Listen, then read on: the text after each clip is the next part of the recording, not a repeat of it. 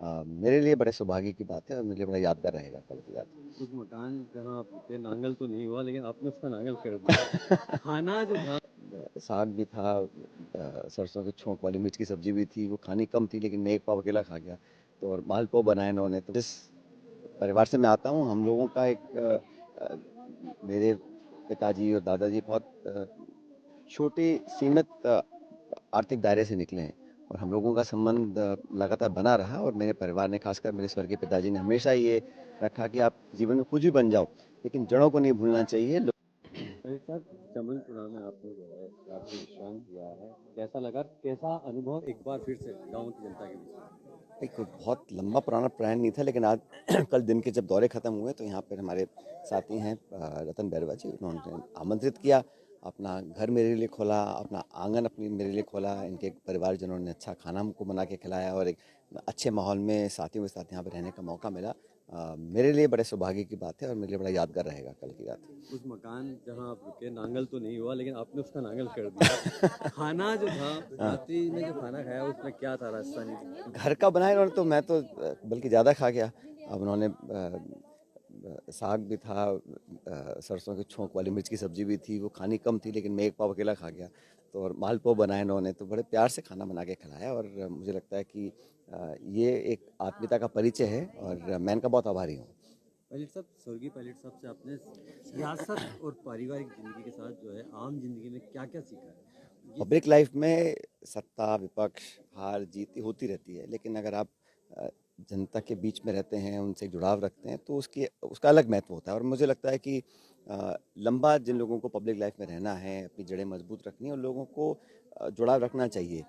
खासकर ग्रामीण परिप्रेक्ष्य में जो लोग रहते हैं, जो हमारे मतदाता हैं, उनके सुख दुख का भागीदार अगर बनेंगे तो एक एक अटूट संबंध बनता है।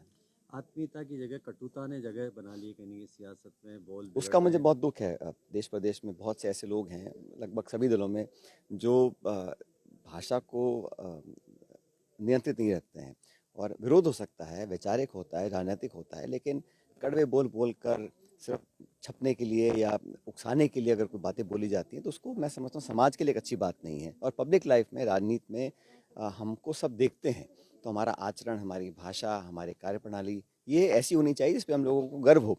आप विरोध करें और डटकर करें, सैद्धांतिक करें, वैचारिक करें, राजनीतिक करें, लेकिन व्यक्तिगत टीका टिप्पणी, ऊंचे शब्द बोलना, मैं समझता हूँ ये एक हमारे देश की परंपरा नहीं है। रेत के धोरों के बीच मौजूद थे, घर छोटा दिल बड़ा, बाथरूम छोटा लेकिन वहाँ रात भी गुजरी, सुबह भी नहा के निकले हैं। कैसा ये नया अनुभव क्या है? नहीं, नया अनुभव नहीं है लेकिन क्योंकि आप लोग यहाँ पे आ गए, आप लोगों ने इसको देखा देखा होगा, लेकिन शुरू से ही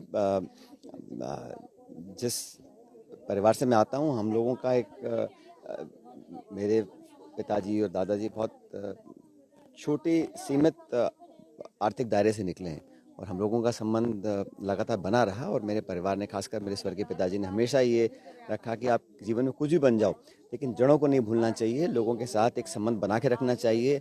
मैंने शुरू में कहा, सत्ता पक्ष विरोध और आन ये हार जीत का एक क्रम है राजनीति में, लेकिन लोग, जनता, प्यार और एक आत्मीयता का संबंध, वो सबसे बड़ी पूंजी रहती है। मिट्टी के चूल्हे की महक कुछ खास स्वाद देती है। मैंने कहा ना, जो भी चीज़ प्यार से बनाई जाती है, परोसी जाती है, उसका एक अलग महत्व है। और मैं कोटि कोटि धन्यवाद करना चाहता हूँ इस परिवार का, जिसने मुझे यहाँ पर रहने दिया और अपने